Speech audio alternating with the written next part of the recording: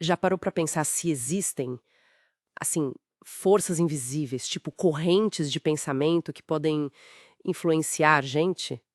É uma ideia bem intrigante, né? E foi o Pietro Ubaldi quem chamou isso de nuores. Exatamente. Essa é a base do livro que a gente vai explorar hoje, As Nuores. É o terceiro volume da primeira trilogia dele, um livro que, aliás, foi premiado.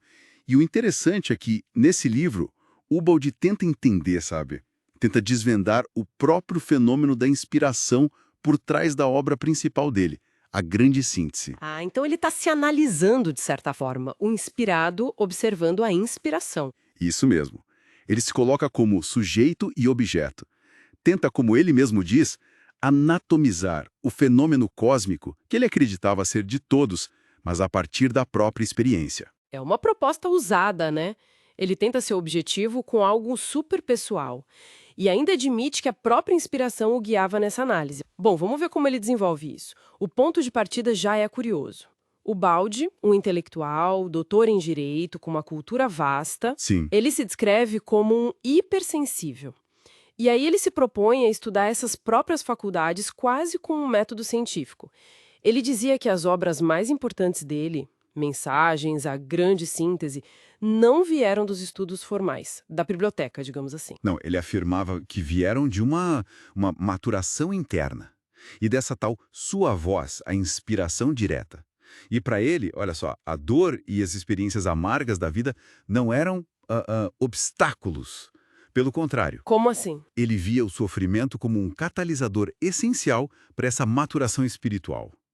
Era quase um agente purificador, sabe, que preparava o terreno. Entendi. Então as Noures seria tipo um making-of espiritual de A Grande Síntese, mostrando os bastidores da inspiração. É uma boa forma de colocar. Um complemento que detalha o como ele acreditava que aquela avalanche de conhecimento chegou até ele. A mecânica por trás. E como ele escreve essas Noures, então? O que elas são, na visão dele? Bom, ele as apresenta como correntes espirituais mesmo, fluxos de forças, de essências invisíveis que, segundo ele, banham a Terra constantemente. E isso se conectaria com a inspiração, a intuição? Exato. E com o que ele chamou de ultrafania, que seria uma percepção além do normal. Tipo, sentir pensamentos à distância, captar ideias que estão no ar. E ele fazia distinção entre tipos de mediunidade, né? Ele se via como um médium inspirativo intelectual consciente, diferente da mediunidade mais física, talvez. Sim, sim. Ele enfatizava essa consciência no processo. Não era um transe passivo, mas uma colaboração ativa, ainda que a fonte fosse externa ou superior. Mas ele não fica só na descrição do fenômeno. O Baldi entra nos detalhes das condições que ele achava necessárias para essa sintonia fina. Ah, isso é interessante. Que condições seriam essas? Primeiro, e talvez o mais importante para ele, era a purificação interior. Uma elevação moral constante. Lembra do sofrimento como agente purificador? Entra aí. Certo, a base ética, moral. Isso. Depois, a harmonização, tanto do ambiente físico quanto do psíquico.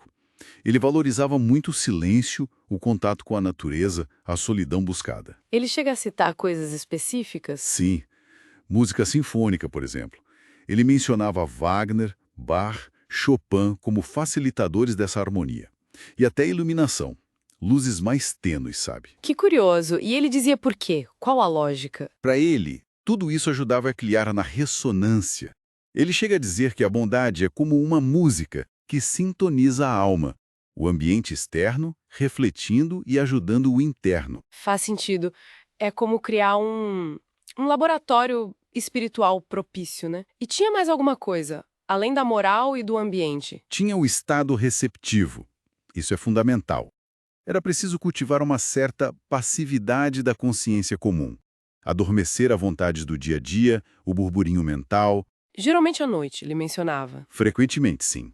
Ele descreve que nesse estado, quando a consciência externa se acalma, uma lucidez interior mais profunda podia despertar. É a chave da sintonização que ele dizia ocorrer por afinidade. Como um rádio mesmo, né? Você precisa ajustar o dial para a frequência certa para captar a estação. Exatamente essa a ideia. A afinidade moral e vibracional ajustaria o dial da alma para captar essas correntes nuúricas mais elevadas. E para não parecer algo só pessoal dele, o Balde buscava exemplos na história, né? Para mostrar que isso não era exclusivo dele. Buscava. Sim, ele via paralelos claros. As fontes citam que ele analisava figuras como Moisés recebendo o Decálogo no Sinai. Os profetas hebreus? Sim, os profetas, São Francisco de Assis, a voz que ele ouviu em São Damião, os estigmas que recebeu na Verna. Joana d'Arc, também com as vozes que a guiavam. Isso. Para Ubaldi, esses seriam exemplos máximos dessa recepção núrica, ou inspiração divina, se preferir. E ele conectava esses momentos a revelações progressivas na história humana. A lei, o amor, a sabedoria. Mas ele não via isso como, sei lá, milagre puro e simples, sem explicação. Não.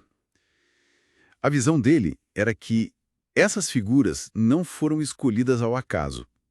Elas teriam passado por uma preparação espiritual intensa. Muitas vezes, com muito sofrimento, como já falamos, essa preparação é que as tornaria aptas, digamos assim, a sintonizar com essas fontes superiores. Ou seja, mesmo sendo um fenômeno transcendental, a inspiração seguiria leis, teria uma técnica. Essa palavra técnica chega a ser surpreendente nesse contexto. Ele detalha essa técnica? Detalha. E aí ele entra numa área ainda mais especulativa, talvez. Ele chega a sugerir mecanismos quase biológicos. Ah, como a questão da glândula pineal, a epífise. Exatamente. Ele a via como um órgão central nessa sintonia. Quase como um transdutor dimensional. Um aparelho capaz de captar informações de dimensões superiores. E como essas informações chegariam? Ele falava numa redução involutiva. Quer dizer, a informação vinda de uma dimensão superior precisaria ser simplificada, reduzida, para poder ser compreendida e expressada na nossa dimensão tridimensional. A pineal teria um papel nesse processo de tradução. É bem avançado, né? E ele reconhecia a dificuldade de provar isso cientificamente. Com certeza. Ele mesmo apontava a limitação da ciência materialista para investigar esses fenômenos. A ciência da época, e talvez ainda hoje, não teria as ferramentas adequadas. E qual era a proposta dele, então? Desistir de investigar? Não, pelo contrário. Ele propunha um novo método de pesquisa. Um método que unisse ciência, filosofia e religião, baseado na intuição, na sintonia nuúrica. Para ele, o conhecimento realmente profundo, transformador, viria por essas vias interiores. E a condição para acessar essas vias seria, de novo, a tal da perfeição moral. A ética como chave epistemológica, entende? Entendo. A capacidade de conhecer estaria ligado ao nível de ser da pessoa? Exato. Não é só uma questão de inteligência ou método externo. E voltando um pouco, é importante a gente frisar ligação direta de Asnoures com a grande síntese, né? Fundamental. Como dissemos no início, Asnoures é a explicação do processo inspirativo que gerou a grande síntese. E a grande síntese, só para contextualizar, é aquela obra monumental onde o Baldi tenta unificar tudo. Matéria, energia, espírito, tudo dentro de um grande esquema evolutivo cósmico, um monismo que aponta para Deus. Ele queria mostrar a evolução do universo inteiro, desde o átomo até o espírito, né? Isso, uma visão abrangente, integradora. E ele se via nessa tarefa como um continuador da linha de inspiração cristã, atualizando a mensagem do Evangelho, mas numa linguagem que dialogasse com a ciência e a filosofia do século XX. Então, resumindo nossa conversa, o Baldi nos apresenta essas noures, essas correntes de pensamento e inspiração, não como algo místico e vago, mas como um fenômeno real. Sim, um fenômeno ligado à evolução psíquica humana, talvez até com bases biológicas, como ele sugeriu com a pineal. E seria um fenômeno acessível, mas que exige disciplina, né? Exige trabalho interior, purificação, harmonização, sintonia. Exato.